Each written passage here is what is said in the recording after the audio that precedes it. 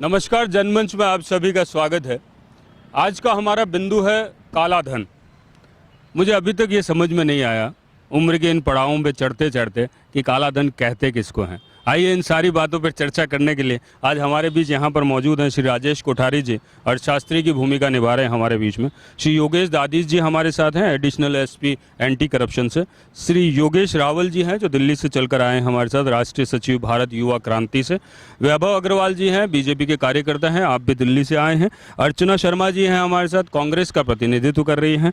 ओम रूपानी जी हैं जो chartered accountant हैं हमारे साथ। विवेक गुप्ता जी हैं, एक उद्योगपति की भूमिका निभा रहे हैं। मैं इस चर्चा को लेकर सबसे पहले राजेश कोठारी जी के पास आना चाहता हूं, अर्थशास्त्री की जो हमारे साथ भूमिका निभा रहे हैं। मैं उनसे ये जानना चाहता हूं कि ब्लैक मनी, काला धन कहते किसको हैं? दुर्भाग्य से जिस पे हम लोग इतना जबरदस्त चर्चा करने को तैयार हैं, सरकार दर सरकार बदल जाती है।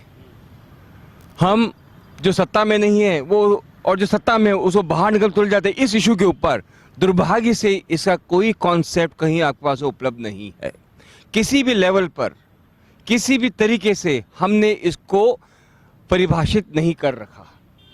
काला धन को हम आम भाषा में कहें वो पैसा जिसको हम अकाउंट में नहीं लेके आए हैं, और वो पैसा जिस पे हमने टैक्स नहीं पे किया उसको हम लोग काला धन मान लेते हैं। यानी सीधी सीधी गणितीय है। हाँ, आम आदमी की भाषा काला धन किस मतलब उनका कोई रंग नहीं होता, क्योंकि वो पैसा अकाउंटेड नहीं है, इसलिए हम सोचते हैं गलत तरीके से पैसा आया होगा। ऐसा नहीं है। जीवन के हर क्षेत्र में जिसको हम बोलते हैं अकाउंटेड नहीं है, वो पैसा आता रहता है, जाता रहता है।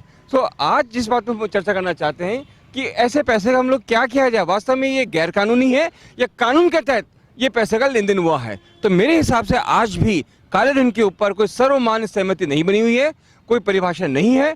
हर व्यक्ति अपने हिसाब से, अपने हित के हिसाब से इन चीजों को तोड़ता मोड़ता रहता है। कुछ विदेशों में काला धन, कुछ भारत में काला धन, विदेशों से लाना है, एक लंबा शगुफा है। परंतु बात इतनी सी है कि आम पब्लिक जो ये कहती है कि काला धन का ये महत्व ये कहीं ना कहीं बनता है, उस जगह पर आकर आपको क्या लगता है कि आम व्यक्ति उस काले धन का किस तरीके से अपने आप को परिभाषित करता है? ऐसा नहीं है कि पहली बार केंद्र सरकार ने कोई कमेटी गठित करी हुई है। कमेटी के ऊपर कमेटी बहुत बैठ चुकी है। मेरे हिसाब से सिर्फ ये शगुफा है। देश के जो हालात है, जो सिस्टम है, उसमें चाहो न चाहो ऐसे धन की रचना संरचना खुद ब खुद होती है, होती ही रहेगी।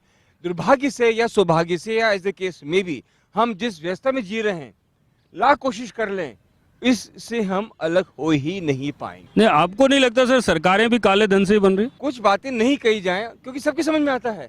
आज जिस हिसाब से कांग्रेस, बीजेपी या जो भी हम नाम देना चाहें, अब जैसे एक लिमिट तय कर दी आपने कि साहब आपको इलेक्शन में इतना पैसा खर्च करना है। सर वो पैसा, उस पैसे से इलेक्शन छोड़िए, आप डोमिनेशन कार्रवाई पूरी नहीं कर पाते हैं। हम इतना अव्यवहारिक क्यों हैं? क्यों ना हम एक काम करें कि कुछ काला धन नहीं है, हटाओ इनकम टैक्स को, खत्म करो इस चीज को। जो पैसा है देश में पैसा है। आज मान लीजिए मुझे कुछ एक्स्ट्रा इनकम मिली, वो जाएगा कहाँ? उसको कंज्यूम करूंगा, उसको उपभोग करूंगा। गलत कब होगा? जब उससे मैं कुछ गैर कानूनी, जो कानून के तहत अवांछनीय कार्य, उसमें पैसा लगाऊंगा। बाकी आपने मुझे पैसा दिया, मैंने जाके टीवी खरीद लिया, क्या हुआ काला धन का? देश का पैसा देश में काम आ रहा है। अब दुर्भाग्य से सिस्टम हमारा ऐसा है कि जिसने टीवी बेचा उसे बिल नहीं दिया, मैंने बिल भी नहीं लिया उससे, तो काला धन मैंने पैदा कर लिया। इनफैक्ट मेरी अवधारणा यह है कि जो पैसा सिस्टम से आता है, सिस्टम में जाता है, उसमें काला क्या, पीला क्या, नीला क्या, ये तो मेरे मन की व्यथा है। क्योंकि मैं सत्ता से बाहर हूं इसलिए मुझे काला नजर आता है, बाकी ऐसा कुछ है नहीं इसके अंदर। चले, एक चार्टर्ड अकाउंटेंट भी बैठे हमारे पास, ओम रूपानी जी। मैं उन तक आना चाहता हूँ, ओम रूपानी जी से बात करना चाहता हूँ। एक चीज़ सर है कि क्योंकि आपके बीच में से ये सारी प्रक्रिया निकलती है और आपके बीच से निकल कर आगे निकलती है, क्या लगता है आपको कि कहाँ जाकर इस चीज़ की मेन जड़ है? काला धन जिसको बात करें, जैसे कि कोठारी साहब ने बताया कि काला धन कुछ नहीं होता, ठीक है, पैसा है, पैसे की जगह है, उसका एक केवल ये कि आपने टैक्स नहीं भरा तो काला धन हो गया। परंतु व्हाट एग्जैक्टली डेफिनेशन ऑफ काला धन? टैक्स जिस पे आपने नहीं दिया है, चाहे डायरेक्ट टैक्स है चाहे इनडायरेक्ट टैक्स है, ये काला धन है। अगर कोई आपने गैर कानूनी तरीके से भी कुछ पैसा कमाया है, चाहे वो इंडिया में कमाया, चाहे उसको आपने इंडिया के बाहर कमा के भेज दिया, वो भी काला धन है। अब रीजन ये है कि ऐसा होता क्यों है, कि काला धन पैदा क्यों हो रहा है? काला धन पैदा होने के पीछे रीजन है कि हमारा टैक्सेशन सिस्टम या तो महंगा है, कि हमारे पास दो अल्टरनेटिव हैं, या तो हम टैक्स पे करें या हमारे पास कोई और अल्टरनेट है।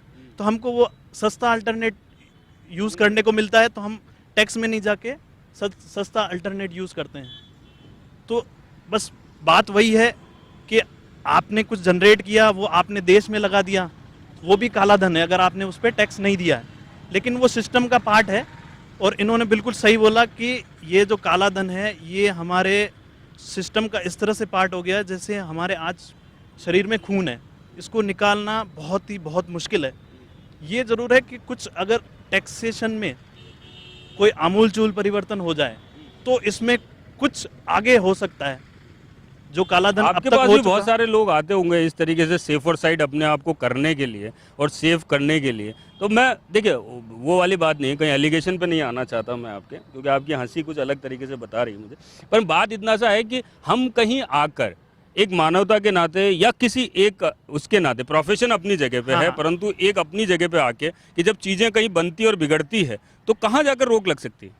देखिए एक तो ये है कि आदमी को खुद आगे बढ़ना पड़ेगा। अब जैसे हम प्रोफेशनल हैं तो एकदम से तो कोई चेंज होगा नहीं। हमारी ये जिम्मेदारी है कि हम स्टेप बाय स्टेप लोगों को इस बारे में बताएं और उनको अवेयर करें, तो धीरे धीरे करके ये जो समस्या है वो कम हो।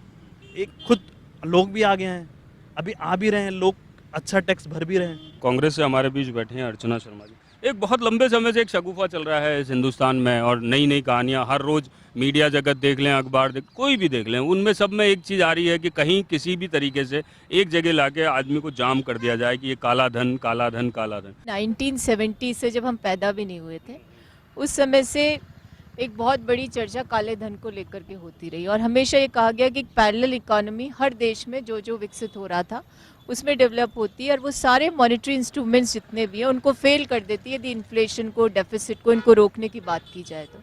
और यही काला धन है। उन्होंने परिभाषित किया, बिल्कुल सही परिभाषित किया।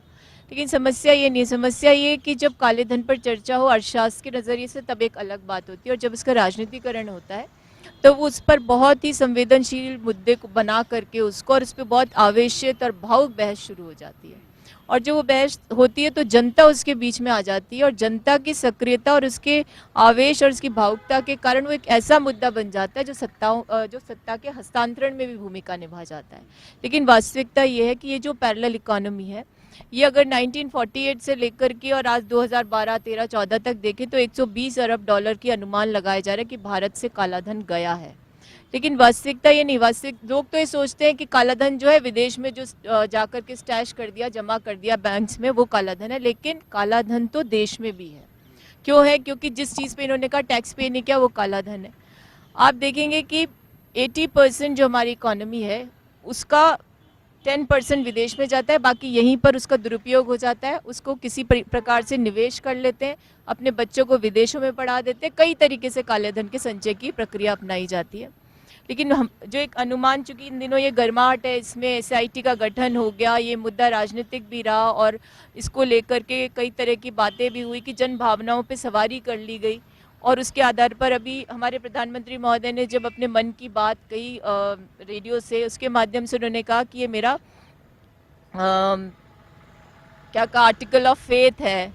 तो ये सारी बातें, आर्टिकल ऑफ फेथ बताया उन्होंने कि मैं इसे लेकर आऊँगा, क्योंकि उन्होंने चुनाव में वादा किया था कि 100 दिन के भीतर हम लोग प्रत्येक नागरिक के खाते में 3 लाख या फिर 5 जनों के परिवार में 15 लाख रुपए हम जमा करा देंगे। अब जनता ने उस जनभावना को जो उद्वेलित किया गया उस पर विश्वास किया और जनादेश भी दे दिया, एक अलग मुद्दा है। लेकिन वास्तविकता ये है कि जो प्रोफेसर कोठारी साहब ने कही और हमारे CA साहब ने कही कि ये एक ऐसी जटिल समस्या है जिसके समाधान के लिए यदि राजनीतिक चश्मे को उतार करके रख दें तो समझ में आ जाएगा कि इस समस्या का समाधान नितांत कह सकते दुर्लभ है। तो क्या ये क्या राजनीतिक चर्चाओं के बीच में रहने के लिए या राजनीति के पटल पे पहुंचने के लिए एक इशू है ये भी? देखिए बिल्कुल ये इशू है, क्योंकि जब हमारी गवर्नमेंट थी तब BJP के लिए एक बहुत बड़ा मुद्दा था, और मुझे लगता है कि यही एक बड़ा मुद्दा था जिसको भुना करके वो सत्ता में आ गए। 800 के करीब ऐसे लोग हैं जिनके बारे में कह सकते हो काली सूची में है।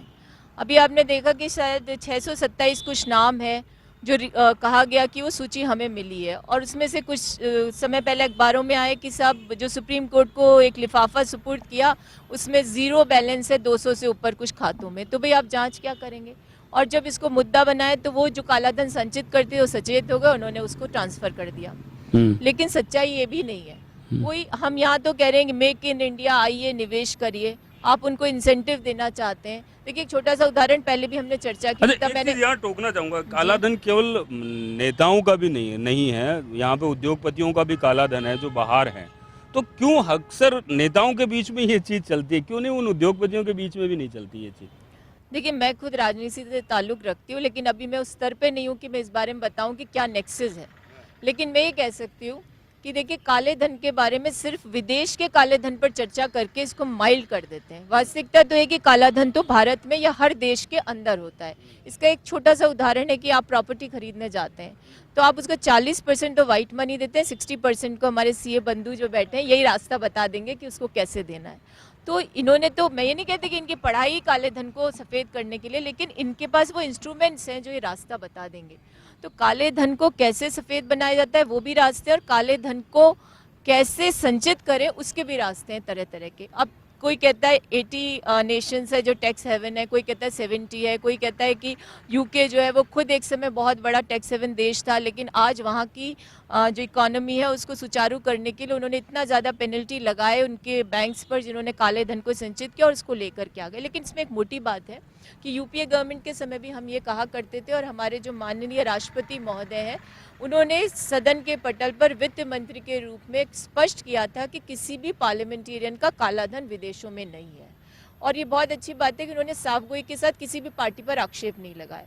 लेकिन जब राजनीति में सत्ता का हस्तांतरण हुआ और जब इन पर प्रेशर बना, क्योंकि उन्होंने बहुत बड़ा वादा किया था, तो उन्हें एक बहुत लचर सा स्टेटमेंट अभी के जो वित्त मंत्री उन्होंने कहा कि कांग्रेस के कुछ लोगों के नाम आ जाएंगे। इससे क्या होता है कि मुद्दा जो मूल होता है वो भटक जाता है। तो मैं समझती हूँ कि जिस मुद्दे को लेकर के हम इतनी ज़्यादा जनता की भावनाओं के साथ उसका जुड़ाव कर रहे हैं और उस पर ये हल्की राजनीति करके, और हम ये कहना चाहें कि साहब इस मुद्दे पर अगर ज़्यादा आपने विरोध किया तो हम आपके नाम उजागर कर देंगे, तो मैं समझती हूँ वो सस्ती और लोकप्रिय राजनीति का एक हिस्सा बन जाती है।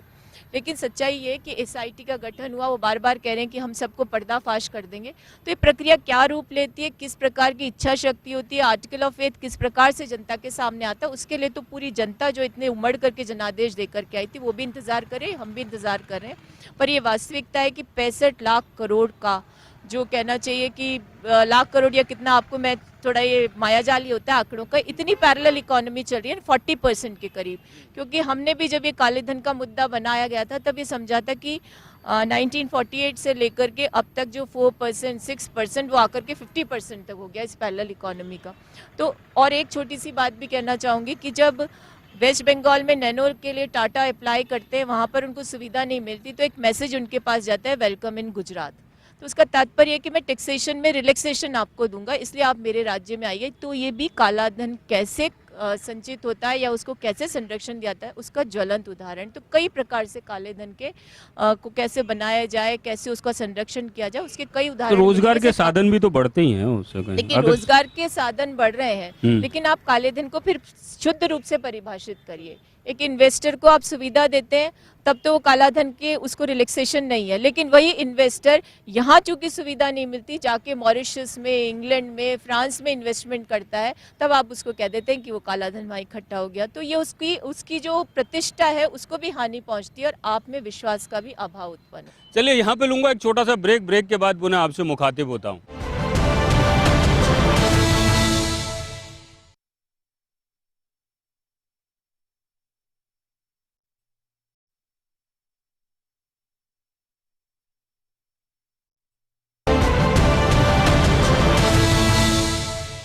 ब्रेक के बाद पुनः आप सभी का स्वागत है। मैं यहाँ पर योगेश दादीस जी के पास आना चाहता हूँ, एडिशनल एसपी एंटी करप्शन से हमारे बीच बैठे हैं। सर, कहते हैं कि काले धन की उत्पत्ति कहीं ना कहीं भ्रष्टाचार से शुरू होती है, एक भ्रष्टाचार के एक लेवल से शुरू होती है। कहीं ना कहीं आदमी जब 2 रुपये की लेना शुरू करता है रिश्वत, और उसके बाद 2 से 200, 200 से 2000, 2000 से 2 लाख तक पहुंचता है। कहाँ जाकर इस चीज़ को आप लोगों की नज़र से आप देखते हैं काले धन को? पहला काला धन तो ये जो सिस्टम का जो टैक्सिंग सिस्टम है उसमें गड़बड़ हुई कि आदमी टैक्स मैनेजमेंट पे नहीं आ पाया, और मैंने मेरा टीवी या कार बेच दी और मैंने उसकी रसीद नहीं ली और अकाउंट्स में नहीं शो किया, अनअकाउंटेड मनी, पहली कैटेगरी। ये सिस्टम की फेलियर की वजह से हुआ, या मेरी जानकारी की कमी वजह से हुआ, या मैं लालची था, मैं चाहता था कुछ टैक्स सेव कर लूँ और टैक्स नहीं दूँ, इसलिए मैंने उस पैसे को शो नहीं किया। पर गतिविधि में कोई गलती नहीं थी, मैंने अपना सामान बेचा और उसका पैसा प्राप्त किया। दूसरा केस ऐसा जिसमें करप्शन हो रहा है, जिसमें ड्रग्स बेची जा रही है, जिसमें टेररिज्म को फैलाया जा रहा है, जिसमें होर्डिंग की जा रही है, जो कि कानूनी रूप से प्रतिबंधित गतिविधियां हैं, उनके जरिए जो पैसा कमाया जा रहा है वो हमारे लिए बड़ा चिंता का विषय है। क्योंकि हम लोग उस सिस्टम को कंट्रोल करने के लिए, उसको कर्व करने के लिए, उसको लिमिट करने के लिए डे और नाइट फाइट कर रहे हैं। सट्टा भी शायद काले धन से ही पनप रहा है। सट्टा भी पनप रहा है उससे। सट्टा उसमें बड़ा है। सट्टे से बड़ी होर्डिंग बहुत बड़ी चीज है। होर्डिंग हाई लेवल पे होर्डिंग हो रही है और उस होर्डिंग से जो पैसा जनरेट होता है वो किसी को नहीं आता। ये जो MCX और ये जो सारे काम हो रहे हैं, सारी चीजें हो रही है, ये भी कहीं ना कहीं इसी चीज को जनरेट कर रही है। देखिए MCX और ये जो हो रहा है, इसके अंदर जो विधिवत हो रहा है वो तो कानून सम्मत हो रहा है, उसमें टैक्स जा रहा है। पर उसके अलावा कई लोगों ने पैरेलल सिस्टम चला रखे हैं और वो पैरेलल सिस्टम्स जो हैं जो हमारे नज़र में भी नहीं आ पाते हैं और इवन इनकम टैक्स ऑफिशियल्स की नज़र में भी वो आसानी से नहीं आ पाते हैं। और वो सारा ही का सारा जो 100% वो ऐसे मनी में काम कर रहे हैं जो अनअकाउंटेड है, जो जिनकी कोई बुक्स नहीं बनाई जाती, जिनका कोई इनकम टैक्स फाइल नहीं किया जाता। अब मैं यहाँ आपसे 2 चीज़ निवेदन करना चाहता हूँ। जो पहले प्रकार का जो काला धन है उससे तो हमारी डेवलपमेंटल एक्टिविटीज़ हैम्पर होती है, देश का विकास रुक जाता है, क्योंकि बहुत सारा पैसा एक तरफ अलग पार्क हो गया और वो पैसा देश के विकास में नहीं लगेगा। अब उससे तो हमारी डेवलपमेंटल एक्टिविटीज़ हैम्पर होगी। पर जो दूसरे कैटेगरी जिससे हम बहुत ज़्यादा चिंतित हैं वो केस है कि जब पैसे को टेररिस्ट यूज़ कर रहे हैं, होर्डिंग वाले यूज़ कर रहे हैं, क्रिमिनल एक्टिविटीज़ में यूज़ हो रहा है, ड्रग माफिया यूज़ कर रहा है उसको, तो वो पैसा देश की लॉ एंड ऑर्डर की कंडीशन को भी कमज़ोर कर देगा। और अगर कोई देश डेवलपमेंट की गतिविधि में भी पिछड़ जाए और लॉ एंड ऑर्डर में भी पिछड़ जाए तो उस देश के लिए बड़ी समस्या पैदा हो जाएगी। तो सेकंड जो कैटेगरी है वो हमारे लिए ज़्यादा चिंता का विषय है। एंटी करप्शन में जिस तरीके की बातें आती हैं, कहाँ जाकर लगता है आपको कि यहाँ इस जगह आकर किस तरीके से टाइट सरकारों को कमान कसनी चाहिए कि यहाँ आकर इसको रोक सकते हैं? देखिए एंटी करप्शन का जो कानून बहुत अच्छा कानून है देश के अंदर, prevention of anti corruption act हमारा 1988 में बन गया। उसको सपोर्ट करने के लेटर ऑन मनी लॉन्ड्रिंग के लिए भी prevention of money laundering act भी आ गया। उसके अलावा बेनामी प्रॉपर्टीज के ट्रांजैक्शन के बीच के लिए भी हमने एक एक्ट बना लिया और लोकपाल तक भी हम आ गए। तो कानून बनाने की स्थिति तक तो ठीक है, इशू है माइंडसेट चेंज करने की। माइंडसेट दोनों का, स्टेक होल्डर्स हम लोग हैं जो एग्जीक्यूट करने वाले हैं और जो जनता है, उन दोनों का माइंडसेट चेंज हो तब जाकर के स्थितियाँ ठीक होगी। पिछले सालों में बहुत बदलाव आया है। जो लॉ इन्फोर्सिंग एजेंसीज हैं उन्होंने काफ़ी अच्छे केसेस बनाए, काफ़ी अच्छी चार्जशीट्स पेश की और उन चार्जशीट्स पे कोर्ट्स ने काफ़ी अच्छे कन्विक्शन किए। आप लोग सब जानते हैं कि पिछले दिनों में सर्वोच्च पदों में बैठे हुए लोक सेवक, मुख्यमंत्री स्तर के कुछ लोगों के चालान में सजाएं हुई हैं, कन्विक्शंस हुई हैं। तो ये देश अच्छी दिशा में जा रहा है, इससे मना नहीं किया जा सकता। और हमारे यहाँ जो सरकारी मशीनरी जिसको हम ब्यूरोक्रेटिक मशीनरी कहते हैं, उसमें भी उच्च पदस्थ लोक सेवकों के विरुद्ध कार्रवाइयाँ हो रही हैं और उनको चार्जेस फेस करने पड़ रहे हैं, उनको कन्विक्शंस फेस करने पड़ रहे हैं। तो इससे सुधार तो आएगा, पर सुधार की गति कम है, उसको बढ़ाने के लिए हमें माइंडसेट चेंज करना चाहिए। एक बार ओम रूपानी जी के पास आता हूँ। जो आप कह रहे हैं कि सिस्टम में कहीं चेंजेस, जो नियम कायदे हैं उनमें चेंजेस, कहाँ लगता है आपको आगे कि होगा कुछ ऐसा? सबसे बड़ी चीज़ ये होती है कि जैसे गंगा की सफाई करनी है, अब गंगा की सफाई अगर करनी है तो हम अगर नीचे से करेंगे और ऊपर से कचरा आ रहा है तो वो कभी साफ नहीं होगी। तो सबसे ज़्यादा ज़रूरी है जो गंगोत्री है वहाँ की सफाई होनी चाहिए। तो सबसे बड़ी बात यह है नहीं, वो जो सही हमारे कह रहे हैं। मैं हमारे उस जो topic पे शीर्ष आऊंगा, नेतृत्व है, वापस आऊंगा। हमारे जो शीर्ष नेतृत्व है वो अगर इसमें अपना माइंड सेट चेंज करें, सबसे बड़ी चीज है माइंड सेट। इसमें पब्लिक को भी अपना माइंड सेट चेंज करना पड़ेगा, इसमें जो शीर्ष नेतृत्व पे लोग हैं उनको भी अपना माइंड सेट चेंज करना पड़ेगा। कोठारी साहब, लगता है आपको ऐसा? आपने कहा उच्च पद पे लोग सुधर जाएं, सुधरे हैं क्या आज तक? मैं संविधान की शपथ लेते हुए ये प्रेरणा करता हूं और वो जेल में जाता है, क्या हुआ उनका? कुछ ही नहीं होने वाला उन लोगों का। 5-10 साल छूट के आ जाएंगे, डंके की चोट पे वापस आकर राज करेंगे, क्योंकि हम लोगों का ऐसे लोगों को सहने की आदत हो चुकी है। क्या किसी भ्रष्ट अधिकारी का हमने कहीं बहिष्कार करा है? सम्मान से वो MLA बन गया, MP बन गया, फूलमाला पहना के उसका स्वागत कर दिया। सर, दुर्भाग्य से मैं आपको कहना चाहता हूँ, काले धन की चर्चा करना ही समय की बर्बादी है, क्योंकि ये वो हिस्सा बन चुका है, इसको निकाल नहीं सकता। मतलब आप मेरे जनमंच के ऊपर सवाल खड़ा कर दिया आपने। योगी जी ने एक बात कही, हम प्रोफेसर्स कभी भी बच्चों को ये नहीं कहते कि तुम्हें करप्ट होना है, तुम्हें ये करना है, पर बच्चा मेरे को आगे कहता है कि सर आप जो पढ़ाते हो उसके उल्टा सुन लीजिए, जो भ्रष्ट है वो सर्वश्रेष्ठ है और जो करप्ट है वो बेस्ट है। Then we are taken aback। हम किस समाज की संरचना की बात कर रहे हैं? क्या वो समाज एग्जिस्ट करता है या किताबों में सिमट कर रह गया है वो आपको? मेरे मित्र बीजेपी में भी है, कांग्रेस में भी है और शायद और पार्टीज में भी है। वो खुद मान के चलते हैं कि we are pertinent source of corruption. Yogesh ji ने एक बात कही, सर जिस सेवा से ये लोग आते हैं, माफ कीजिएगा, कुछ अधिकारी ऐसे हैं जो आज इज्जत कमाते हैं, बाकी अधिकांश लोगों की हालत ऐसी है, ना कहना चाहिए ज़्यादा बेहतर रहेगा, क्योंकि हम लोग जिंदगी साथ से शुरुआत करते हैं। मैं जहाँ रहता हूँ मेरे पास पुलिस का इंस्पेक्टर है, सर सुनिए मेरी बात, मुझ जैसे यूनिवर्सिटी के प्रोफेसर को, जिसको बोलते हैं तनख्वाह सही देते हैं सरकार जो कहती है, 20 साल लगे अपनी गाड़ी खरीदने में, उस इंस्पेक्टर महोदय ने 3 महीने में नई गाड़ी खरीदी, 3 मंजिल मकान चढ़ा दिया। मैं सोचता हूँ कि काश मैं भी 1 फीट वाला 2 फीट वाला बन जाता तो शायद समाज में इज्जत होती है। दुर्भाग्य से सर अतुल जी, इस समाज के अंदर जो कुछ हुआ, जिसे हम सब लोग हम सबकी भागीदारी भी है उसके अंदर, हम अलग नहीं उससे, हमने ऐसे लोगों को अपना आदर्श माना जिन्होंने जिनके प्रकार संपदा को एकत्रित कर। मैं वापस योगेश दादी साहब के पास आना चाहता हूँ। सर जिस जगह से आप आए हैं, बेसिकली शिक्षा विभाग से आप इधर आए थे, कहीं ना कहीं आके आपको कहीं चेंजेस लगे इस विभाग में आने के बाद, और जिस जगह से आप आए, क्योंकि एक थोड़ा सा पर्सनल सवाल है, परंतु मुझे थोड़ा सा लगता है कि कहीं जब आपकी शुरुआती शिक्षा से लेकर जब नई उसमें आते हैं तो कहीं बदलाव नजर आता है, थोड़ा सा बदलाव नजर आया कहीं आपको? बदलाव है, परंतु यहाँ हम जो इंस्टेंट हेल्प कर सकते हैं, ये एक अलग बात है कि सिस्टम में कुछ करप्शन है, सिस्टम में कुछ लोग ठीक काम सारे सिस्टम में है सर, सब सिस्टम्स में कितने अच्छा सिस्टम बना, ये कुछ न कुछ कमियां रह जाएंगी। पर अगर कोई व्यक्तिगत चेष्टा करके अच्छा काम करना चाहे, किसी की भला करना चाहे, तो इंस्टेंट रिलीफ दे सकता है, और वो इंस्टेंट रिलीफ कई बार किसी व्यक्ति को या उसके परिवार के लिए जीवन भर का एक सहारा या उसके लिए एक बदलाव का बिंदु बन जाता है। तो ऐसी स्थिति में अच्छा लगता है, आनंद की अनुभूति होती है कि हम ठीक कर रहे हैं। शिक्षा के क्षेत्र में रहते हैं तो वहाँ हम बेस ग्राउंड लेवल पे काम कर सकते हैं, और उसका परिणाम 15 साल 20 साल के बाद आना शुरू होता है। एक बच्चे को शिक्षित करते हैं, वो समाज में आता है, उस 60 बच्चों में से कोई एक बच्चा अच्छा निकल जाए तो प्राउड लगता है कि हाँ ठीक है, कोई अच्छी। उसमें आपको डिपेंडेंट रहना पड़ता है बच्चे की योग्यता पर, बच्चे की क्रियाशीलता पे। यहाँ आपने जो किया वो तुरंत परिणाम देगा, तुरंत परिणाम देगा तो आपको अच्छा फील होगा। योगेश रावल जी हमारे पीछे राष्ट्रीय सचिव हैं भारत युवा क्रांति से। कहीं नाम आपके पास भारत युवा क्रांति के से कहीं जुड़े हुए हैं, क्या लगता है आपको कि वाकई में अब युवाओं में ये चेतना आनी चाहिए कि काले धन के पीछे ना भागें या काले धन का कहीं ना कहीं विरोध करें, या कुछ ऐसी कुछ चीज़ लगती है आपको? मैं समझता हूँ सिस्टम में पारदर्शिता आनी बहुत आवश्यक है, और ये पारदर्शिता हम सब से मिलकर आएगी। ये जन है, जनता जनार्दन से पारदर्शिता आएगी, क्योंकि हम कहीं ना कहीं, जैसा कि प्रोफेसर साहब ने बताया, हम इस मामले में इन्वॉल्व होते हैं कि अकाउंट नहीं बनाया, ये नहीं बनाया, वो नहीं बनाया, बिलिंग नहीं ली, तो ये सारे तथ्य हैं जो हमारे आसपास ही घूमते हैं।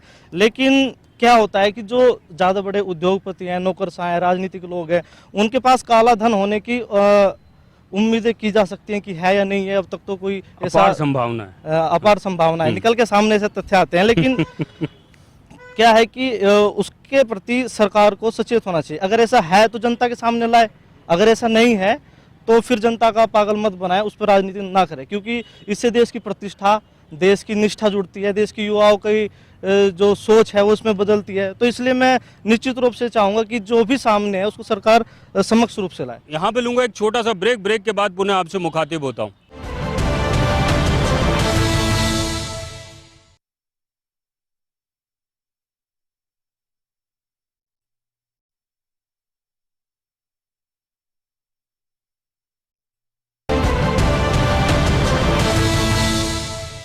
ब्रेक के बाद पुनः आप सभी का स्वागत है। वैभव अग्रवाल जी मेरे साथ हैं, बीजेपी के कार्यकर्ता के रूप में अपने आप को मुखातिब करते हैं। सरकारों के बीच की बातें, काला धन, काले धन की चर्चाएं अखबारों में, चाहे मीडिया जगत में, चाहे आम लोगों के बीच में, कोई भी चुनाव आए उससे पहले काले धन की चर्चा, चाहे आम तरीके से अगर हम ट्रेन में सफ़र कर रहे हों तो आमने सामने में एक दूसरे की पार्टी अंदर बस जाती है और वो काले धन पे बात होती है या किसी, और जब हम स्टेशन पे उतरते हैं तो देश को वहीं छोड़ देते हैं और वापस चालू हो जाता है। तो ये जो चर्चाएं हैं काले धन की, ये चर्चा बड़ी पुरजोर तरीके से पिछले कुछ समय में चली है, उसका कारण क्या है? काला धन क्या है, सबसे पहले तो उसकी परिभाषा हमें समझनी पड़ेगी और इसको हमें टेक्निकल रूप से समझना पड़ेगा। काले धन को प्रोफेसर कोठारी तो बोल रहे हैं इसकी कोई परिभाषा ही नहीं है। नहीं, कैसे नहीं है? प्रोफेसर कोठारी को मैं ठीक नहीं कर सकता हूं, मैं उनसे बहुत जूनियर हूं, लेकिन मैं यहाँ पे अपना पॉइंट ऑफ व्यू रखना चाहूंगा कि देखिए, काला धन एक टेक्निकल एस्पेक्ट है। फॉर एग्जांपल, प्रोफेसर कोठारी अगर ये कह रहे हैं कि टैक्स ही हटा दिया जाए तो फिर सरकार कहाँ से चलेगी, सड़कें कैसे बनेगी, जिस लॉन में हम बैठे हैं वो कहाँ से चलेगी? हमारे एडिशनल एसपी साहब बैठे हैं, उनकी तनख्वाह कहाँ से आएगी? उनके गाड़ी पे पेट्रोल कैसे डलेगा छापे डालने के लिए? वकील साहब बैठे हैं, उनके कागजों में फाइलें कैसे बनाएंगे? एक बहुत ही छोटा सा एग्जाम्पल है, हम लोग सब लैंड खरीदते हैं, हम लोग सब मकान खरीदते हैं। प्रोफेसर साहब ने एक हमारे पुलिस महकमे के मित्र इंस्पेक्टर साहब का जिक्र किया उनके घर के बाजू में। मैं ये हमारी सबकी मानसिकता है कि यदि कोई अच्छा कर रहा है तो हम हमेशा यही सोचते हैं कि वो गलत तरीके से कर रहा होगा, लेकिन मैं पुलिस महकमे में पूरा विश्वास रखता हूं कि वो गलत तरीके से नहीं कर सकता। हमारा पुलिस महकमा बिल्कुल सही चलता है और ट्रांसपेरेंट रूप से चलता है। वो तो हमें देखने की बात है, उनके पुश्तैनी है, उनका गिफ्ट है। तो ये चीजें काले धन पे हम एकदम इमीडिएटली वार नहीं कर सकते। सिमिलरली मैं एक एग्जांपल देना चाहता हूं, सरकार रिजर्व प्राइस रखती है जेडीए की फॉर एग्जांपल, या आप कहीं भी चले जाएं हिंदुस्तान में एक रिजर्व प्राइस होती है लैंड की। वो रिजर्व प्राइस 10 या 20 गुना कम होती है मार्केट प्राइस से। वो रिजर्व प्राइस क्यों नहीं हटा देते? ताकि रजिस्ट्री जो हो वो मार्केट प्राइस पे हो, जो स्टैम्प ड्यूटी रेवेन्यू आता है वो मार्केट प्राइस पे आए, या उसको इंप्रूव करा जाए। करप्शन के इतने केसेस आते हैं, ज्यादातर केसेस में 10 करोड़ 100 करोड़ की जमीन मिलती है। अरे भाई, उसने करप्शन तो 10 रुपए का किया है बेचारे ने कागज पे, वो तो मार्केट वैल्यू उसकी जब पकड़ में आता है जब मार्केट वैल्यू से मानी जाती है। मार्केट वैल्यू से, तो फिर रिजर्व प्राइस काय के लिए है? छोटा सा एग्जांपल है, सीए साहब मुस्कुराएंगे, प्रोफेसर साहब तो मेरे को डांटेंगे बाद में, ठीक है, लेकिन और हो सकता है योगेश जी मेरी पीठ थपथपा दें एक अच्छे एग्जांपल के लिए, लेकिन ये एक बहुत छोटा सा एग्जांपल है इंडिया में। इसीलिए मैं अर्चना जी की तारीफ करना चाहूंगा कि बहुत दिनों बाद कोई ऐसे सिटीजन ऑफ इंडिया सामने आए हैं जो अपना होमवर्क विद फिगर्स उनके पास होंगे। उसमें मैं उनको ऐड करना चाहूंगा कि पैरेलल इकोनॉमी 40% नहीं है। Parallel economy is actually as per statistics 110% of the economy that is currently in India. So for example, India का ग्रॉस डोमेस्टिक प्रोडक्ट जीडीपी जिसकी हम बहुत बात करते हैं, यदि वो 100 रुपए है तो पैरेलल इकोनॉमी 120, 130, 140 रुपए की है। वो 40% तक सीमित नहीं है। तो काला धन जब आप इसको कैलकुलेट करते हैं तो 65 लाख करोड़ की अगर आप फिगर देखते हैं, वो 65 लाख करोड़ एक्चुअली काला धन एक स्रोत से नहीं है, वो 65 लाख करोड़ कई हजार स्रोतों से है, जो लकूने हम सिस्टम के लकूने कहते हैं। योगेश जी, प्रोफेसर साहब, सीए साहब, वकील साहब, सबके अपने अपने अनुभव हैं इन लकूनों के बीच। सब हमारे बीच ये लकूने रख सकते हैं अगर पोल खोलना चाहे तो। वैसे एंटी करप्शन मेरे को मना करेगा कि यार पोल मत खोल, मेरी नौकरी खाएगा। लेकिन जो तरीके हैं वो हम सबको पता है यार, कॉमन मैन के हिसाब से तो पता ही है। बाकी तो अंडर द टेबल तो कोई चीज ही नहीं होती, अंडर द ग्राउंड है आजकल तो under the ground parallel economy कितनी चल रही है, तो ये कई हजार स्रोत है। वो टोटल इनकम आती है, टोटल अब अपन एक रुपए की कैलकुलेशन करें तो जरूरी नहीं है कि मैंने 65 लाख करोड़ कह दिया तो वो 65 लाख करोड़, अब मेरे को तो जीरो भी नहीं पता कितने होते हैं भाई साहब। और बहुत सालों के बाद किसी सरकार ने या किसी सरकार के एक नुमाइंदे ने, मैं व्यक्ति विशेष और पार्टी विशेष की तो बात ही नहीं कर रहा हूं, मैं भारतीय नागरिक की हैसियत से एक कमेंट कर रहा हूं, दैट बड़े सालों बाद, और मेरे ख्याल से हमारे दर्शक जो यहाँ मौजूद हैं सब मेरी बात में वाकफियत रखेंगे, दैट बड़े साल के बाद किसी ने एटलीस्ट ये चीज उठाई तो सही। चाहे उससे क्या रिजल्ट निकल रहा है, कब निकल रहा है, 100 दिन में निकल रहा है, 400 दिन में निकल रहा है, जब निकल रहा है, लेकिन भैया किसी ने उठाई तो सही, कदम तो लिया। अब मैं अगर डिंडोरा पीटता रहा हूं काला धन अच्छा करेंगे तो वो तो नेतागिरी वाली बातें हैं। सिटीजन आज की तारीख में, voter has a right, citizen has an accountability, and वो अकाउंटेबिलिटी आएगी, लेकिन पेशेंस रखना पड़ेगा। Rome was not built in one day, मैं उसमें बिलीव करता हूं। मैं अगर चाहूं कि शहीद स्मारक हमारा जो राजा पार्क में है उसको एक दिन में बना दूं तो बन ही नहीं सकता। काश्तकार पहले उसको काश्तकारी करेगा, फिर उसका सर्कल बनेगा, सड़क बनेगी, तो बहुत अभी तो it's a long walk to go. इसको राजनीतिक चर्चाओं में नहीं बदलें तो ज्यादा अच्छा है। राजनीतिक नहीं, अतुल जी, राजनीतिक चर्चा नहीं अर्चना जी जवाब देना चाहिए। नहीं, रोम के लिए तो सही है, हम भी मानते एक दिन में नहीं बना, लेकिन मैं आपको भी करेक्ट कर दूं कि ये काले धन का मुद्दा नरेंद्र मोदी जी ने नहीं उठाया, आप ही के पार्टी के वरिष्ठ नेता ने उठाया था एक समय, और मैंने तो व्यक्ति विशेष का नाम ही नहीं लिया। नहीं, लेकिन एक मैंने तो नाम ही नहीं लिया, ने लाया और पटल पर रख दिया। लेकिन देखिए, अगर आप जन भावनाओं को द्वेलित भी करें, उससे आप सत्ता भी हासिल कर लें और फिर बांसुरी बजाने लगे, तो जनता आपके हर क्षण को कसौटी पे कसा हुआ देखना चाहती है। और कबीर ने सही कहा, मुखिया मुख सो चाहिए खान पान को एक, यानी जब आपको चाहिए तब तो आप बोल दो कि जनता को काला धन ला के देंगे, आपके खाते में इतने पैसे डाल देंगे। जिस देश में कई, अब मैं आंकड़ों में फिर नहीं पढ़ूंगी, लेकिन मुझे लगता है 32% आज भी बीपीएल फैमिलीज हैं। उन्होंने तो इस सपने को देखा और जिया ना आपके आश्वासन पे। अब वो तो अपने आप को छला हुआ महसूस कर रहे हैं। और फिर जब हम ट्रीटीज़ का सहारा लेकर के और फिर सुप्रीम कोर्ट को भी कह देते हैं कि साहब हमारी ये बाध्यता है कि हमारी जो संधियाँ हुई हैं देशों से, उसमें हम नामों को रिवील नहीं कर सकते, तो फिर हम झूठ बोल रहे हैं वहाँ पर। फिर सुप्रीम कोर्ट लताड़ लगाता है कि आप तो सिर्फ नाम दे दीजिए, हम खुद इसकी जाँच करा लेंगे, SIT से करा लेंगे, एंटी करप्शन से करा लेंगे, SOG से करा लेंगे, जिससे करानी करा 4 लेंगे। दिन पहले तो मेरी बात सुनिए। सीनियर मसला उठा था, वो उसको हम व्यक्ति विशेष में नहीं, convert व्यक्ति करेंगे, कोई विशेष की मतलब बात नहीं कह रही हूँ मैं, लेकिन आपने Endless chat है, endless टेक्निकलिटीज debate की है। बात कह दी कि भाई ये बहुत ही जटिल है और उसको मैं ज्यादा बिल्कुल है। जटिल नहीं करना चाहता। उसको एक्चुअली इतना जटिल बना दिया कि हम उसको इंटरनेशनल फ्रंट पे काउंटर करने की सोच है, नेशनल फ्रंट पे हम कुछ करना ही नहीं चाहते। हमारे पुलिस अधिकारी बहुत वरिष्ठ हैं और साफगोई का इनका चरित्र रहा है पूरे उसमें, अपने इनकी नौकरी का काल रहा उसमें। तो उन्होंने स्पष्ट कह दिया काले धन के कितने स्रोत हैं, चाहे वो हवाले के माध्यम से हो, चाहे हमारा सट्टेबाजी हो, या और जो जितने भी सोर्सेज इन्होंने बताए, तो पहले उनको काउंटर करिए। मेरे साथ एक असिस्टेंट अटॉर्नी राजस्थान स्टेट बैठे हैं जो लॉयर हैं, राजेंद्र शेखावत जी, मैं उन तक आना चाहता हूं। उसके बाद एक उद्योगपति मेरे पास बैठे हैं, मैं सबसे आखिरी में उन तक आऊंगा क्योंकि इस सारी चीज़ का निचोड़ वहां जाके निकल जाएगा। क्या लगता है सर, ये जो काले धन पे चर्चा चल रही है, इस काले धन की चर्चा के बीच में कहीं आम आदमी कहाँ आकर अपने आप को खड़ा महसूस करता है? मेरे को काला धन शब्द ही अटपटा लगता है, क्योंकि धन कोई काला या गोरा नहीं होता। नहीं, अब ब्लैक मनी अगर हमने एक नाम रख दिया उसको इंडिकेट पैसा करने, इकट्ठा किया, वो राष्ट्रीय धन है, वो पूरी देश की 125 करोड़ जनता का धन है।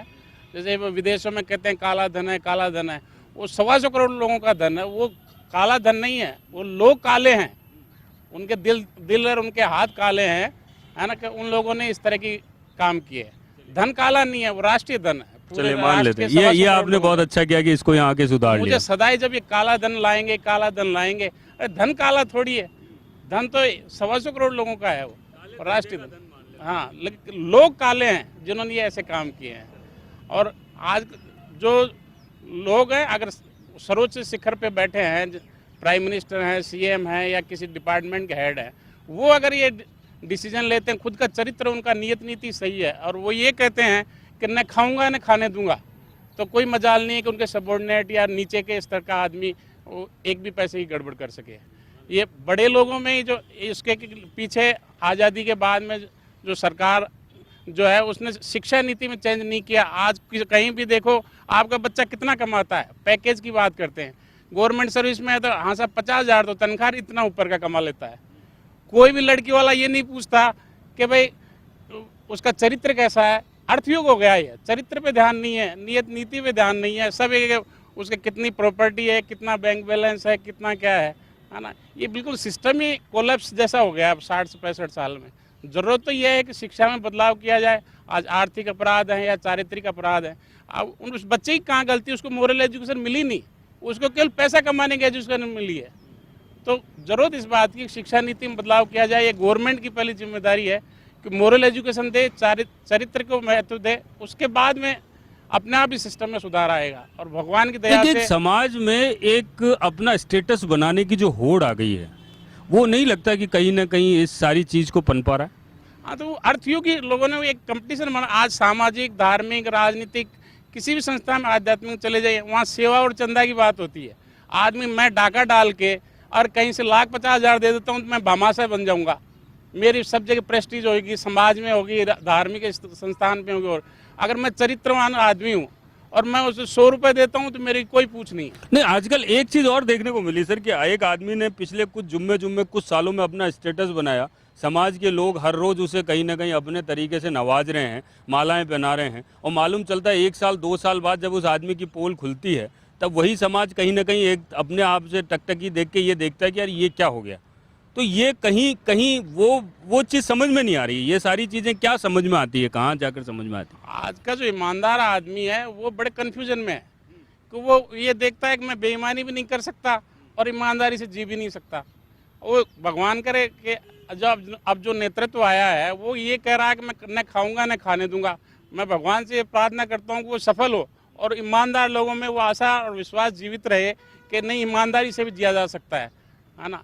और वरना तो ये सारा ही सिस्टम कोलैप्स हो नहीं, जाएगा। मेरे ख्याल से इस हिंदुस्तान में अभी ईमानदारी का पलड़ा भारी है, तभी बहुत तरीके से कुछ चीजें चल रही है अभी भी। नहीं, लेकिन ईमानदार आदमी है, वो बेईमानों का हाथों कर्जदार बना हुआ है ना। ये आपने बहुत अच्छी लाइन बोली कि ईमानदार आदमी बेईमानों का कर्जदार बना हुआ है। 2 ये रुपए बहुत अच्छी 5 बात रुपए सैकड़ा उस बेईमान को चुकाना और पड़ता है, क्योंकि वो ईमानदारी से उसके एजुकेशन, मेडिकल बच्चे की करनी है तो उसकी इनकम से ज़्यादा खर्चा है, वो कर्जे में डूबता जाता है, उसको अपने बाप दादों की प्रॉपर्टी बेचनी पड़ रही है और कुछ कर रही है केवल अपने चरित्र के लिए। सच्चाई, ईमानदारी और शराफत का जीवन एक तब का जीवन है जो आज आदमी ये सोच रहा है कि तब का जीवन जीना चाहिए या नहीं जीना चाहिए, बाप दादा जैसे जी गए, या आजकल जो अवसरवादी जो सब लोग बहती गंगा में हाथ धो रहे हैं उसी तरह मेरे को भी धो लेना चाहिए, है ना। तो ये भगवान से उम्मीद करता हूँ कि आज का जो नेतृत्व जो नरेंद्र मोदी साहब करें, न खाऊंगा न खाने दूंगा, ऐसे लोग सब स्टेट में हो, सब डिपार्टमेंट के हेड हो, और ऊपर वाला आदमी अगर ईमानदार है, आने वाले समय में असर देखेंगे, शायद ऐसा कुछ असर आएगा।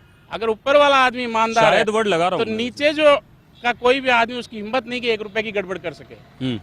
तो बात है नियत, नीति और चरित्र की, और वो एजुकेशन में आना चाहिए। जब ये सिस्टम बदलेगा, धन में तो उसको काला धन बिल्कुल नहीं मानता, राष्ट्रीय धन है, एक 125 करोड़ जनता का धन है, काले लोग हैं। मैं काला धन शब्द मुझे सदा ही अटपटा लगता है साहब। यहाँ पे लूंगा एक छोटा सा ब्रेक, ब्रेक के बाद पुनः आपसे मुखातिब होता हूँ।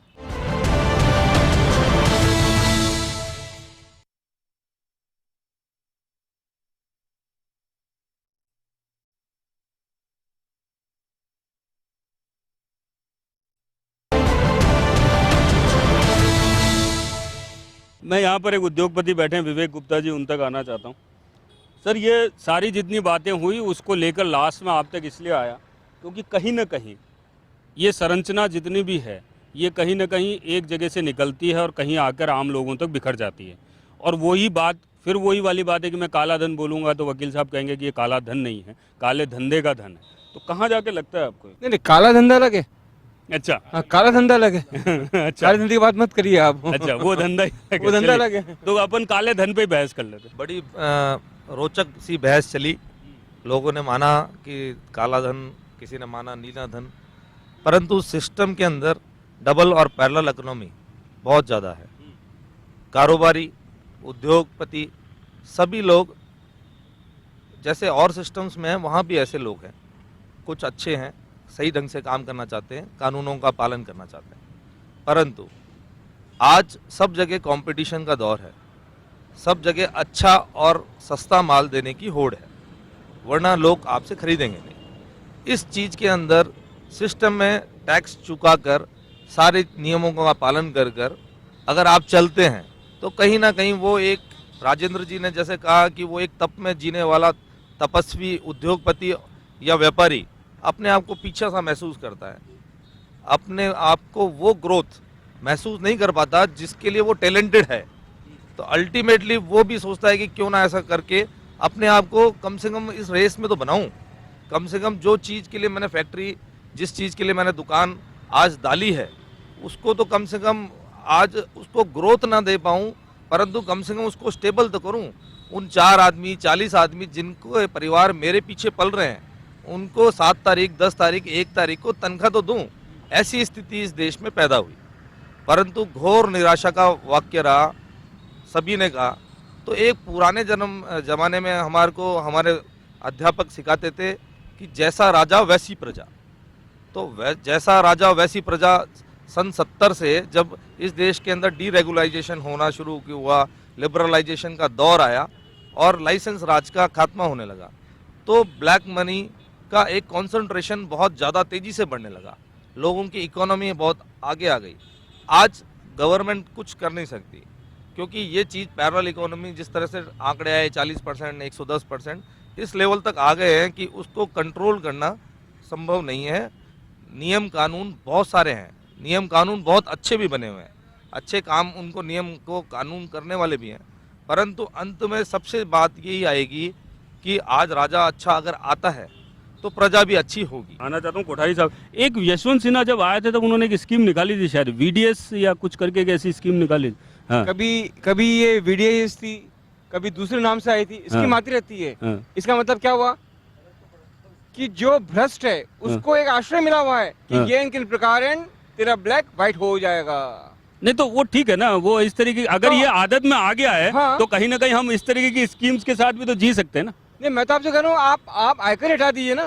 तो आयकर हटा देंगे तो जिएंगे कैसे? क्यों ऐसे नहीं जिएंगे? बहुत से टैक्स और लगाइए आप। अच्छा। कम से कम जो सोर्स ऑफ करप्शन है। हम्म, नहीं सर, आप बहुत से टैक्सेस है सर, है ना? मैं माफी चाहूंगा थोड़ा सा इसमें। सर, जो हमारे देश में जितने टैक्सेस हैं, अगर उसमें आयकर हटता है तो जो सोर्स ऑफ ब्लैक मनी है वो आयकर है आपका। एक बात शिक्षा की उठी थी कि साहब शिक्षक को ये करना चाहिए, वो करना चाहिए। सारी उम्मीद शिक्षा से क्यों? पेरेंट्स क्या कर रहे हैं? बच्चे हमारे पास में आता है 2-3 घंटे के लिए, 21 घंटा आपके पास में रहता है, आपको पता नहीं है ना? नहीं सर, पुरानी पीढ़ी शिक्षा मिली है, आज के पेरेंट्स को शिक्षा नहीं मिली है। मैं अतुल जी, मैं दूसरी पीढ़ी रिप्रेजेंट कर रहा हूँ। मेरे पिताजी ने त्याग करा, मैं थोड़ा सा त्याग और उपभोग में हूँ, और आने वाली पीढ़ी उस सबको उपभोग करेगी। ये एक नियम है, इसको हमें समझना चाहिए। उद्योगपति विवेक गुप्ता जी से बात कर रहा था जी।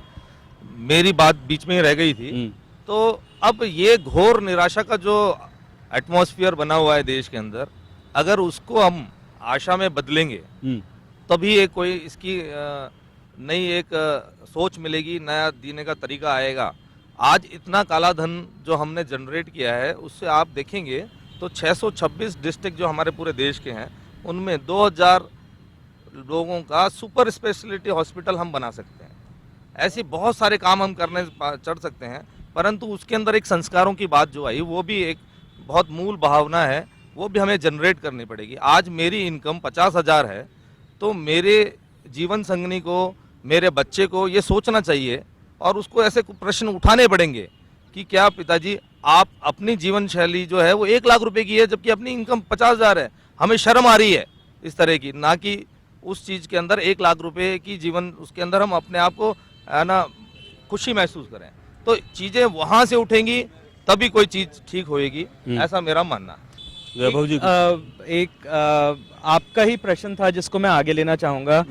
MCX वाला जो आपने उठाया था, वो बहुत वैलिड प्रश्न है, और मेरी दरख्वास्त रहेगी कि आप मेरे जनमंच को पे- बुरा तब लगता है जबकि हम टीवी जब चालू करते हैं तो एक चैनल MCX का चल रहा है। करेक्ट, नहीं वो बहुत अच्छी चीज भी है, मैं बताता हूँ क्यों। हाँ। और उसको आप अगर आज की 2014 में जो सरकार बनी है, और उसका एक इनिशिएटिव है जन धन योजना, अगर आप देखेंगे उसका जो लॉजिक है टेक्निकल, जो मैंने पहले बात शुरू करी थी कि ब्लैक मनी नहीं, 2 नंबर का जो पैसा है उसको अकाउंट कैसे करें, what is the technical definition of 2 number का पैसा, उसको हम अगर ऑनलाइन ट्रांजैक्शन में कन्वर्ट कर रहे हैं, each online transaction is already accounted for. यानी ऑनलाइन ट्रांजैक्शन जितनी बढ़त होती है, अब देखिए लखूने इतने हैं, वो आप भी जानते हैं, हम सब यहां मानेंगे। MCX या फिर ऑनलाइन शॉपिंग पोर्टल्स हो गए, बैंक द्वारा ट्रांजैक्शंस हो गई, उसमें आप जनधन योजना को भी डाल लें, इंटरनेट बैंकिंग हो गया, क्रेडिट कार्ड हो गया, कर रहे हैं। एटलीस्ट अकाउंटेबल इनकम तो है, कैश नहीं है। काला धन, 2 नंबर का पैसा जितना ज्यादा जनरेट होता है वो सिर्फ कैश और कैश में जनरेट होता है। 2 नंबर काला धन कैश में ही हो सकता है। जिस चीज का मेरे को पता है, जो मेरे फेस में खड़ी हुई है, मेरे बैंक में रखी है, मेरे पास पासबुक में लिखा हुआ है, या मेरे मोबाइल पे जो SMS है उसमें है, वो तो काला धन हो ही नहीं सकता, वो तो डिक्लेयर्ड इनकम है। काला धन यानी अंडरग्राउंड इनकम। एक बार पीछे सवाल ले लूं फिर आपको ले। जब तक उद्योगपति नेता बनने बंद नहीं होंगे और जब तक नेता उद्योगपति बनना बंद नहीं होंगे, जब तक ऐसे जनमंच भले सैकड़ों कर लो, ये काला धन तो बनता ही रहेगा। बहुत बढ़िया। बिल्कुल बिल्कुल। अब मैं कल तक तो उद्योग चला रहा था, मेरा एक दिमाग काम करता है कि मैं पैसे कमाऊं, और कल किसी CM PM को पसंद आ गया कि इसके पास पैसा बहुत है, इसको नेता बना दे, पर मेरा दिमाग तो प्रॉफिट कमाने का रहेगा। मेरा दिमाग तो कोशिश यही करेगा कैसे ना कैसे मैं कंपनियों को लाऊं, और जो रोजगार डायरेक्ट मिल रहा था वो कंपनी से दिलाऊं, कंपनी को 50,000 दूं, कंपनी 5,000 देगी, 45,000 कंपनी खाएगी, तो 45,000 कहाँ रखेगी वो बन गया काला धन। इसलिए सबसे पहले, और जो आप कह रहे हैं ना भाई साहब, क्या कह रहे थे आप, ये E-ट्रांजेक्शन कह रहे क्या आप? हाँ, E-ट्रांजेक्शन। आपके यहाँ पर जो स्कूल है ना, गवर्नमेंट स्कूल्स, उसमें कंप्यूटर के मास्टर को हटा दिया गया है। E-मन होता है इलेक्ट्रॉनिक, कहाँ से लाओगे आप? नहीं नहीं कैसे हो सकता है? आपके सारे मुद्दे जायज है। नेता बन रहा उद्योगपति, उद्योगपति बन रहा नेता, स्कूलों में कंप्यूटर चल नहीं रहे, बच्चे सीखेंगे कहाँ से? खाली वही सीखेंगे जिनके पास पैसा है। फ्लिपकार्ट वही चलाएंगे जिनके पास पैसा है। तो आप तो जो आप ऊपर बैठे वो तो करोगे ही करोगे, उनको रोकने वाले कोई नहीं। सर, जनधन तो योजना आप तो आपने convert अकाउंट करते खुलाया रहो। सर? हाँ सर, आपने अकाउंट खुलाया? बिल्कुल। आप अपने अकाउंट जनधन योजना में इंटरनेट बैंकिंग लेके फ्लिपकार्ट वहां से ऑपरेट कर सकते हैं सर। सर मैं कंप्यूटर टीचर हूँ, मैं तो आपको सिखा दूंगा ऑपरेट करना, लेकिन मेरा वो गरीब बच्चा कैसे सीखेगा? उनको तो हटा दिए। अरे अब आप कर रहे हो ई ट्रांजेक्शन की बात सर, मौका लगेगा ना सर। नहीं, मौका वो टाइम बर्बाद से- है। टाइम से होगा। उसके हाफिली एग्जाम आ रहे हैं, पेपर में क्या लिखेगा वो? आपके मौके तो चले जाएंगे, उसके जीवन का 1 साल बर्बाद होगा। ला के दोगे आप कहीं से? उसको नहीं ला सकते। जब तक नेता उद्योगपति बनते रहेंगे और उद्योगपति नेता बनते रहेंगे, चलिए। इस पे बहस करते रहो, प्रोग्राम करते रहो, सॉल्व नहीं होना। चलिए मैम कुछ कहना चाहती हैं अंतिम 2 लाइनों में, फिर योगेश दादी जी से समाप्त करूंगा। बिल्कुल, मैं उन्हीं की बात कहने वाली थी। ऑनलाइन ट्रांजैक्शन की बात करें, मैं कहती हूँ ये तो एक ऐसी और थर्ड इकोनॉमी होगी पैरेलल, जिसके माध्यम से शराब जो 8 बजे प्रतिबंधित होनी थी वो आराम से 12 बजे घर पहुंच जाएगी।